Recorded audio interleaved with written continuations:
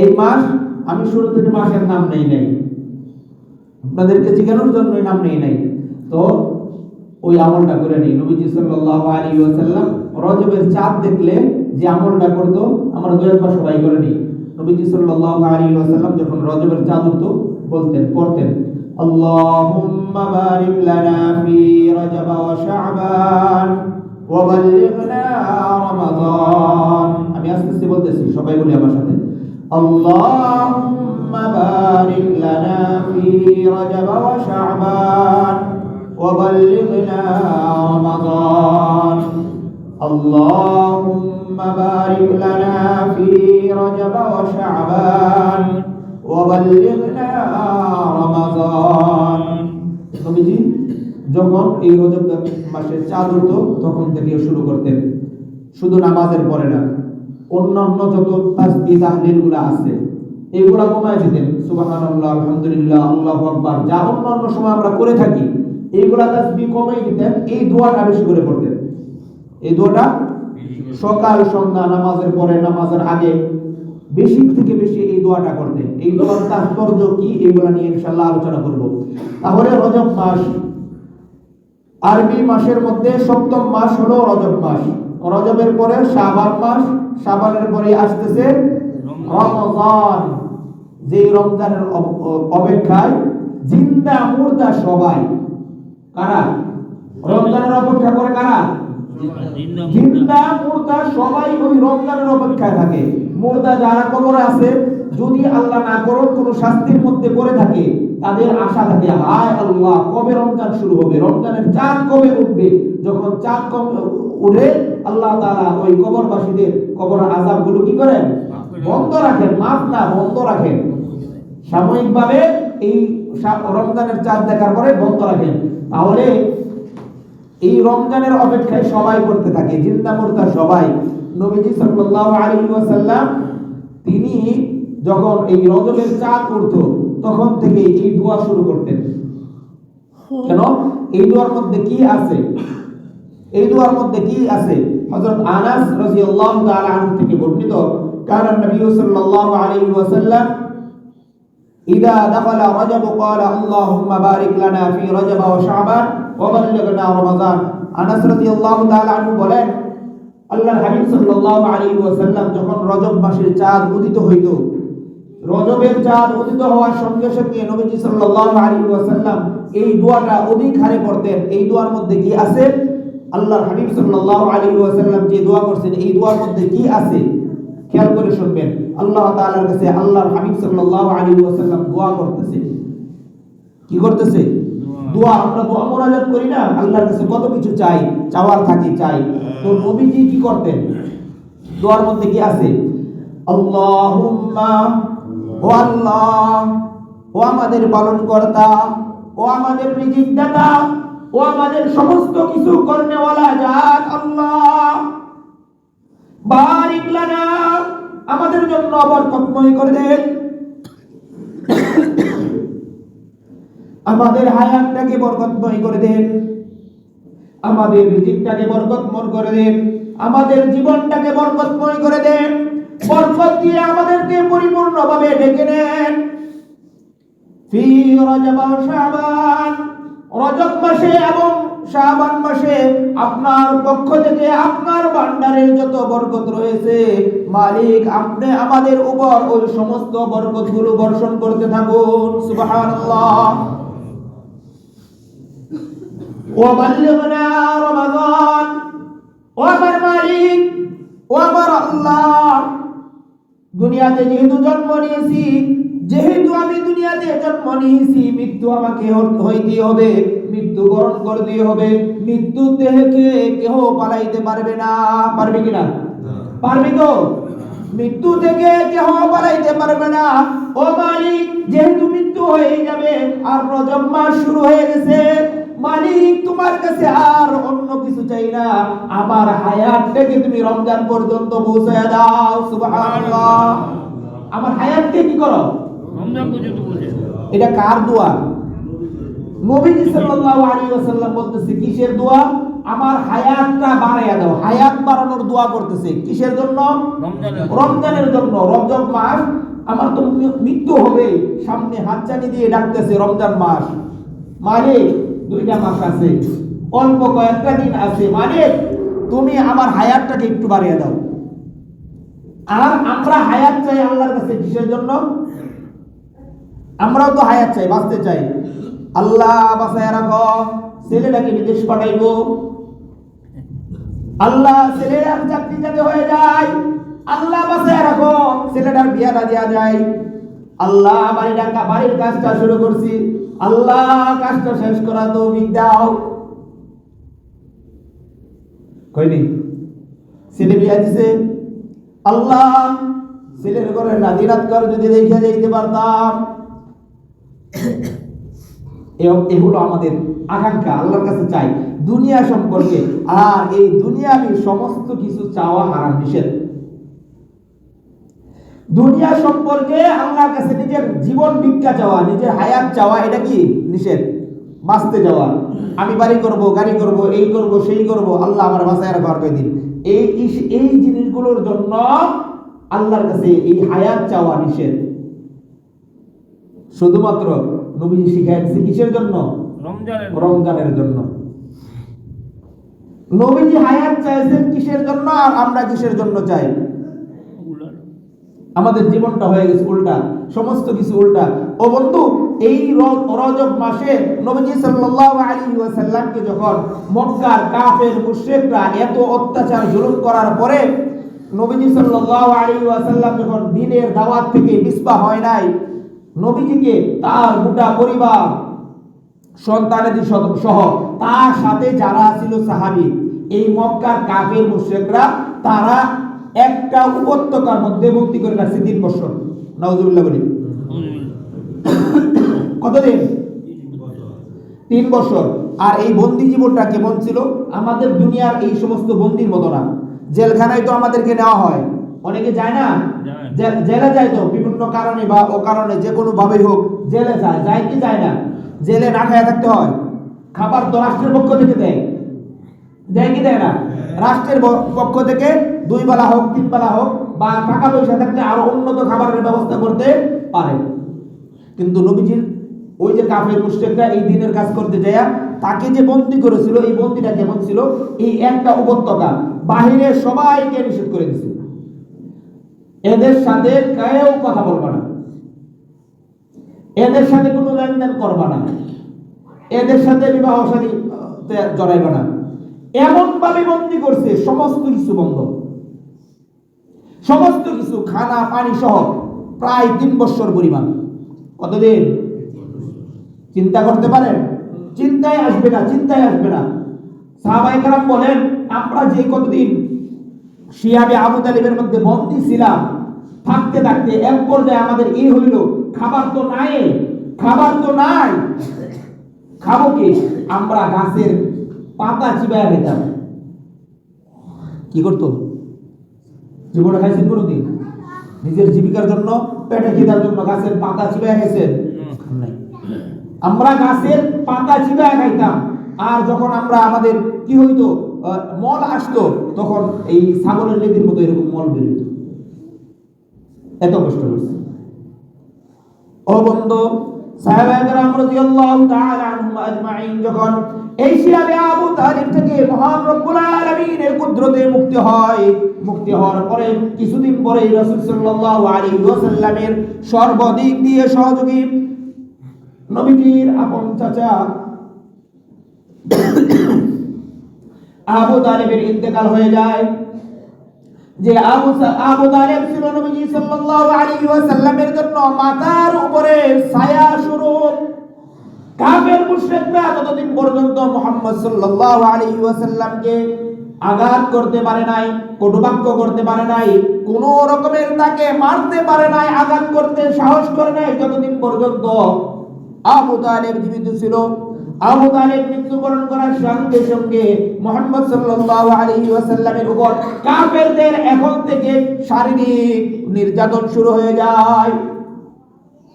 মক্কার মসজিদে নববী যায়, মক্কার মসজিদে হারামে যায়, আল্লাহর হাবিব সাল্লাল্লাহু আলাইহি ওয়াসাল্লাম সিজদায় লুটিয়ে পড়ে। এই সিজদারত অবস্থায় কাফের মুশরিকরা উটের পচা নারী ভুঁড়ি আইনা নবীজি সাল্লাল্লাহু আলাইহি ওয়াসাল্লামের গায়ে রেখে দেয়। মৃত্যু সজ্জায় নবীজি সাল্লাল্লাহু আলাইহি ওয়াসাল্লাম চলে যায়। কাফের মুশরিকরা উতবা সাইবা এরা এসে নবীজি সাল্লাল্লাহু আলাইহি ওয়াসাল্লামের গলার মধ্যে গামছা পেঁচিয়ে টান দেয়।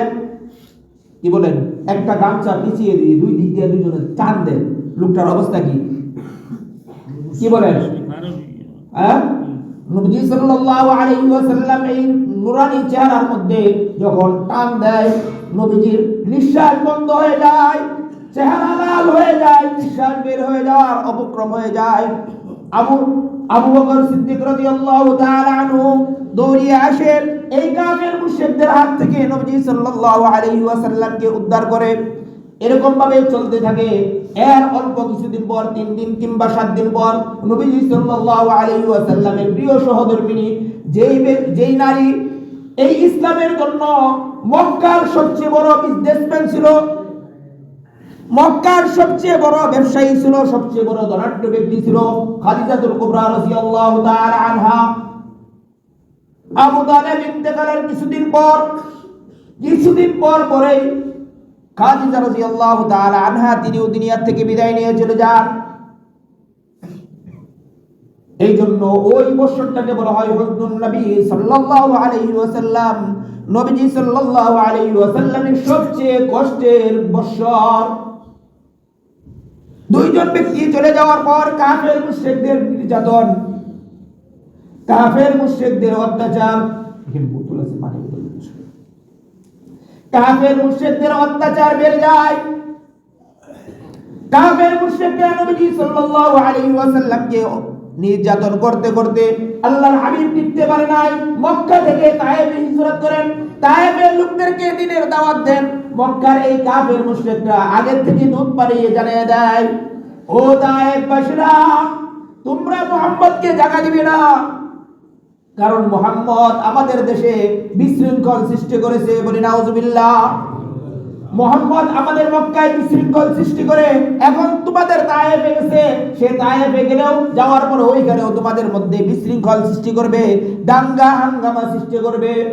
তোমরা তায়েফে মুহাম্মদকে জায়গা দিবে না।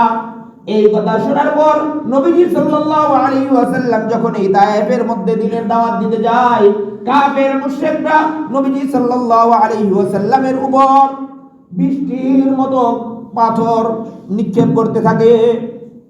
কিসের মতো? বৃষ্টির মতো পাথর নিক্ষেপ করতে থাকে। ও বন্ধু, বোঝানো যাবে না কি পরিমাণ পাথর নবীজি সাল্লাল্লাহু আলাইহি ওয়াসাল্লামের এই পবিত্র শরীরের মধ্যে আসছে। একদিন আম্মাজান আয়েশা রাদিয়াল্লাহু তাআলা আনহা, নবীজি তো একবারে খালি গায়ে কখনো থাকতেন না, যদিও আমরা থাকি, আমাদের অভ্যাস হয়ে গেছে, কিন্তু এটা থাকতেন না। হারাম না, তবে না থাকা ভালো। একদম খালি গায়ে না থাকা ভালো পুরুষের জন্য। তো কখনো এরকম খালি গায়ে থাকতেন না, চাদর থাকতো না অন্য কিছু দিয়ে শরীরটা ঢাকা থাকতো। আম্মাজান আয়েশা রাদিয়াল্লাহু তাআলা আনহা, তিনি তো সহধর্মিণী, নিজের স্ত্রী। একদিন আম্মাজান আয়েশা রাদিয়াল্লাহু তাআলা আনহা কিভাবে জানি নবীজি সাল্লাল্লাহু আলাইহি ওয়াসাল্লামের পিঠের মধ্যে নজর চলে গেছে, শরীরের মধ্যে নজর চলে গেছে। চলে যাওয়ার পর আয়েশা রাদিয়াল্লাহু তাআলা আনহা অবাক হয়ে গেছে, ব্যাপার কি, এমন কেন শরীর, গুটি গুটি দাঁত। আম্মাজান জিজ্ঞাসা করে, ইয়া রাসূলুল্লাহ, ইয়া হাবিবাল্লাহ, সম্ভবত আপনার শরীরের মধ্যে কোনো বসন্ত হয়েছিল, না হয় অন্য কোনো রোগ হয়েছিল। এই কথা বলার সঙ্গে সঙ্গে আল্লাহর হাবিব সাল্লাল্লাহু আলাইহি ওয়াসাল্লাম বলেন, ও আয়েশা, এই কেমন কথা বললে রে আয়েশা? তুমি কি জানো না আমার এই দেহের মধ্যে কোন রকমের মশা মাছি বলা আল্লাহ রাব্বুল আলামিন হারাম করে দিয়েছে। এই দেহের মধ্যে কোনো মশা মাছি কোনোদিন বসে নাই। এই দেহের থেকে যদি গাম ঝরে যায়, ওই গামটা মেশকে আম্বর হয়ে যায়। ও আয়েশা, তুমি এমন কথা কিভাবে বললে যে আমার শরীরের মধ্যে গুটি বসন্ত হয়েছে?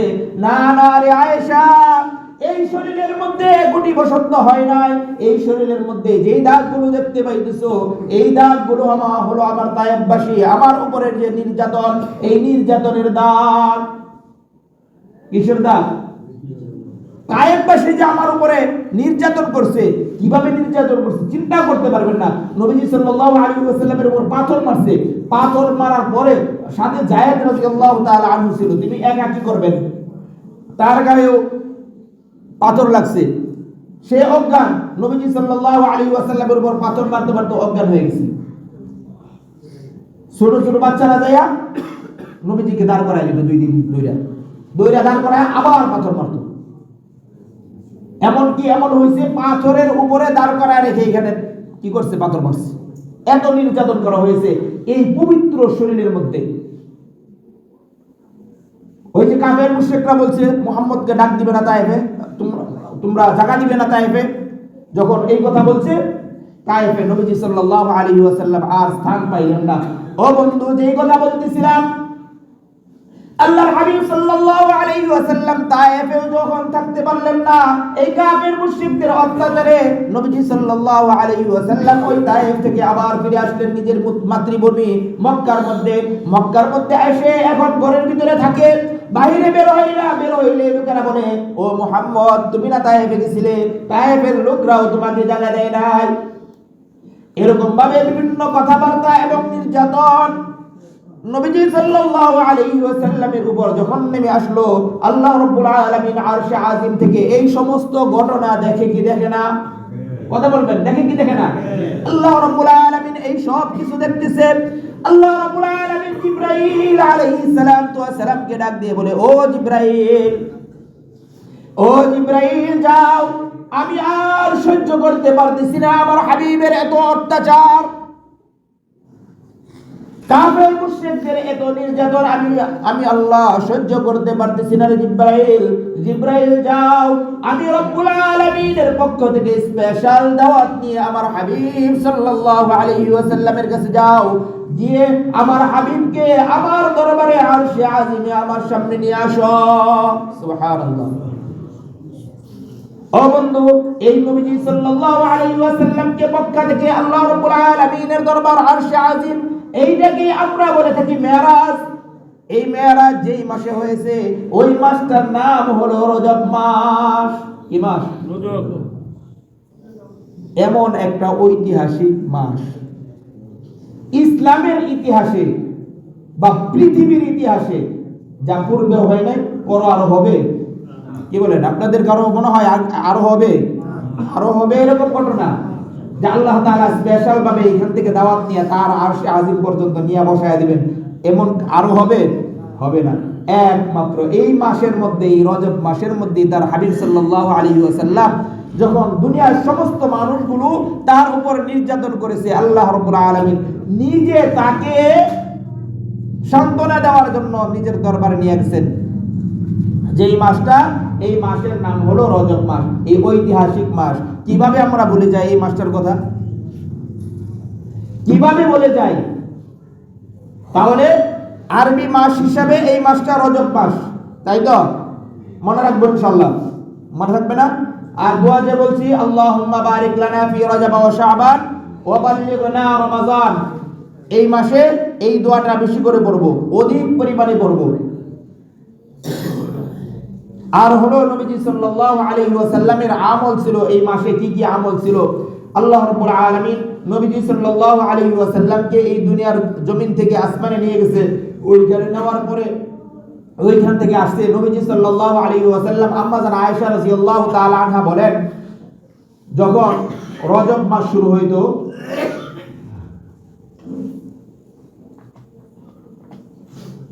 আল্লাহর হাবিব রমজানের জন্য প্রস্তুতি নেওয়া শুরু করতেন। কিসের প্রস্তুতি? রমজানের প্রস্তুতি। দোয়া তো আছে, দোয়ার মাধ্যমে তো চাইতেনই আল্লাহর কাছে হায়াত, আল্লাহ হায়াত দাও, আমার মধ্যে বরকত দাও, আমার রিজিকের মধ্যে বরকত দাও, এগুলা তো চাইতোই। নিজের হায়াতও চাইতো আল্লাহর কাছে।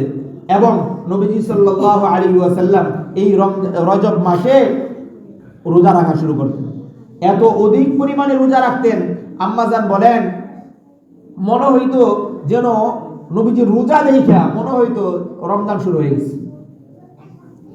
একাধারে শুরু থেকে নিয়ে 27-28 তারিখ পর্যন্ত মাসের রোজা। মনে করুন 27-28 তারিখ পর্যন্ত যদি মাসের রোজা রাখে, তার মাসের হওয়ার আর কয়দিন বাকি? তো আমাদের মধ্যে ইয়া রাসূলুল্লাহ, এই আমাদের জন্য কি রজব মাস থেকেই রোজা ফরজ হয়ে গেছে? তো এই কথা শোনার পরে নবীজি সাল্লাল্লাহু আলাইহি ওয়াসাল্লাম রোজা ভাঙতেন। তো বলতেন, যদি আমার উম্মতের কষ্ট না হইতো, কারণ আমি যদি একাধারে রোজা রাখি, পুরা মাস রোজা রাখি, আল্লাহ তাআলা আমার এরকম অবস্থা দেখে আল্লাহ তাআলা এই রজব মাস, শাবান মাসও আল্লাহ তাআলা ফরজ করে দিতে পারে। আমার উম্মতের দিকে তাকায়া আমি রোজাগুলা ভাঙি। তাহলে এক নম্বর, নবীজি সাল্লাল্লাহু আলাইহি ওয়াসাল্লাম এই মাস আসার সাথে সাথে দোয়া পড়তেন। 2 নম্বরে রোজা রাখা শুরু হইতেন। কিসের জন্য রোজা রাখতেন? রমজানের প্রস্তুতি শুরু। আরে ভাই, দুনিয়াতে তো আমরা কিছু কাজ করতে চাইলে, কোনো বিশেষ কোনো কাজের মধ্যে যাইতে চাইলে আগের থেকে আমরা ওইগুলা কি করে নাই, প্র্যাকটিস করা হয় কিনা? যে সমস্ত খেলোয়াড়রা আছে, যদি বিশ্বমানের খেলা হয়, ওরা কি করে? আগের থেকে রিহার্সাল করে, বিভিন্নভাবে এইগুলো আগের থেকে তারা প্র্যাকটিস করতে থাকে। আল্লাহর হাবিব সাল্লাল্লাহু আলাইহি ওয়াসাল্লাম বলেন, এই রজবটা হলো বীজ বপনের মাস। কিসের মাস? এই রজব মাসে আয়েশা উম্মত আমলের বীজ বপন করবে। শাবান মাসে এইটাকে পরিচর্যা করবে, বড় করবে। রমজান মাসে কি করবে? ফসল গড়ে উঠাইবে। কি করবে? ফসল গড়ে উঠাইবে। তাহলে এই রজব মাসের আমরা কয়েকটা আমল পাইলাম। কয়টা আমল? 3টা আমল। বিশেষভাবে আমরা 3টা আমল পাইলাম আল্লাহর হাবিব সাল্লাল্লাহু আলাইহি ওয়াসাল্লামের হাদিস থেকে। 1 নাম্বার, এই রজব মাস শুরু হওয়ার সাথে সাথে আমরা যারা এখন জানতে পারছি, আমরা এই দোয়াটা পড়ে নিব। দোয়াটা পড়ে নিব। যারা পারি না তারা বারবার শিখে বলতে বলতে আমরা শিখে নেব। আবার বলতেছি, আরেকবার বলতেছি, দেখেন যদি তারপরও সমস্যা থাকে ইনশাআল্লাহ বসবেন, শিখে দেওয়ার চেষ্টা করব। দোয়াটা কি? আল্লাহুম্মা, বলি সাথে সাথে বলি, আল্লাহুম্মা বারিক লানা ফি রজবা ওয়া শাবান ওয়া বাল্লিগনা রমাদান। আল্লাহুম্মা বারিক লানা ফি রজবা ওয়া শাবান ওয়া বাল্লিগনা রমাদান। এই দোয়াটা আমরা প্রত্যেকে শিখে নিব। অল্প 1 লাইন বা 2 লাইনের এই দোয়াটা, বেশি সময় লাগবে না, 5 মিনিট। দুনিয়ার কত কিছু শিখলাম, এই দোয়ার মধ্যে আমার দুনিয়া আছে, আখিরাত আছে। কি আছে? দুনিয়া, আখিরাত। আরে ভাই, দুনিয়াতে মরতে চায় কে? এমন লোক আছে মরতে চায়? মরার লোক খুব কমই আছে। যে মরতে চায়, হায়াত চায় না, এমন লোক খুব কমই আছে। এই দোয়ার মধ্যে হায়াত চাওয়া হয় কিনা? হয়। এই দোয়ার মধ্যে হায়াত চাওয়া হয় কিনা? আল্লাহর কাছে হায়াত চাইতেছেন আপনি, অর্থাৎ আপনি বাঁচতে চাইতেছেন। তাহলে নবীজির এই ভাষায় যদি আমি আল্লাহর কাছে চাই, আল্লাহ তাআলা দিবেন আমাকে। এই জন্য এই দোয়াটা করব। আরেকটা হলো বারিক লানা, আমাদের উপর বরকত নসিব করুন, রিজিকে বরকত, আমার চলাফেরায় বরকত, আমার ধন সম্পদে বরকত, কাজের মধ্যে বরকত। এগুলা চাই কি চাই না? সবাই চায়। তাহলে এই দোয়ার মধ্যে আমার দুনিয়ার সবকিছু পাইতেছি। এই জন্য যেহেতু দুনিয়ার পাগল আমরা, তো নবীজির ভাষায় আমরা এই দোয়াটা পড়তে থাকি। তাহলে আল্লাহ তাআলা এই দোয়ার উসিলায় আমাকে দুনিয়া দিয়ে দিবে এবং আমার হায়াতটাকেও বাড়িয়ে দিবে। কারণ সামনে রমজান আসতেছে, রমজানের জন্য প্রস্তুতি নিব। এই রমজানটা যাতে আমরা ইবাদতে কাটাইতে পারি, এই রমজান পর্যন্ত হায়াতটা পাই, এই জন্য এই দোয়াটা আমরা বেশি করে পড়ে নেব। বেশি সময় লাগবে না, অন্য যে কোনো এক সময়, এখন যেহেতু জুমার সময়, অন্য একটা সময় আমরা যারা পারি না এই দোয়াটা শিখে নেব। আবার বলতেছি, শুনেন, আল্লাহুম্মা বারিক লানা ফি রজব ওয়া শাবান ওয়া বাল্লিগনা রমাদান। তাহলে আজকে জুমায় 1 নম্বর আমল কি? এই দোয়াটা শিখব এবং বেশি করে পড়ব। এই দোয়াটা শিখব, বেশি করে পড়ব। দুই নম্বর, নবীজি সাল্লাল্লাহু আলাইহি ওয়াসাল্লামের হাদিস থেকে জানলাম, আম্মা জান আয়েশা বলেন নবীজি এই মাসে বেশি পরিমাণে, অধিক পরিমাণে রোজা রাখতেন। কি করতেন? অধিক পরিমাণে রোজা রাখতেন। তাহলে আমরাও নবীজি সাল্লাল্লাহু আলাইহি ওয়াসাল্লামের এই সুন্নত আমল হিসাবে আমরাও এই মাসে বেশি পরিমাণে রোজা রাখবো, যাতে আমাদের আগের থেকে রমজানের প্রস্তুতি হয়ে যায়। রমজানে আসলে যাতে আমাদের কষ্ট না হয়, আগের থেকে আমরা কি করে নিব? আমরা রোজা রাখার চেষ্টা করব অধিক পরিমাণে, যে যতটুকু পারি নফল রোজা। এখন তো দিন খাটো, দিন খাটো না, দিন খাটো, এই খাটো দিনে রোজা রাখতেও সহজ, আমরা রোজা রাখার চেষ্টা করব। অন্য এক হাদিসের মধ্যে আল্লাহর হাবিব সাল্লাল্লাহু আলাইহি ওয়াসাল্লাম এই রজব মাসে রাতে অধিক পরিমাণে নামাজ আদায় করতেন, নফল পড়তেন, তাহাজ্জুদে কাটাইতেন। তাহলে আমরাও চেষ্টা করব রাত লম্বা, আমরা যদি ঘুমাই 4-5-6 ঘন্টা ঘুমানোর পরেও তাহাজ্জুদের সময় পাবো। যদি আশার নামাজ পড়ে আমরা খাওয়া দাওয়া করে শুয়ে যাই, তারপরে লম্বা রাত হিসাবে আমরা রাতে সময় পাবো ঘুমানোর, এবং তাহাজ্জুদ নামাজও পড়ার চেষ্টা করব। আল্লাহ রাব্বুল আলামিন এই যে কথাগুলো বললাম, 3টা আমলের কথা বললাম, আমাদের প্রত্যেককে এই রজব মাসের নবীজির দেখানো যে আমলগুলো আছে এইগুলো যেন আমরা করতে পারি। এর বাহিরে অনেক রকমের রসুম জারি আছে আমাদের সমাজের মধ্যে। এই রজব মাসকে উপলক্ষ করে বিভিন্ন রকমের নিজেদের মন থেকে বানানো বেদাতি কাজ এই রজব মাসে করে বান্দা, আমরা করে থাকি। এগুলা এই কি আমরা এই রজব মাসকে উপলক্ষ করে বেদাতি কাজ করি, এগুলা সম্পর্কে ইনশাআল্লাহ আগামী জুমায় আলোচনা করা হবে। আজকে যে আমলগুলো বললাম, বিশেষ করে 1 নম্বর আমল দোয়াটা শিখবো এবং বেশি করে পড়বো। 2 নম্বর আমরা কি করব? রোজা রাখার চেষ্টা করব রমজানের প্রস্তুতি স্বরূপ। আর রাত্র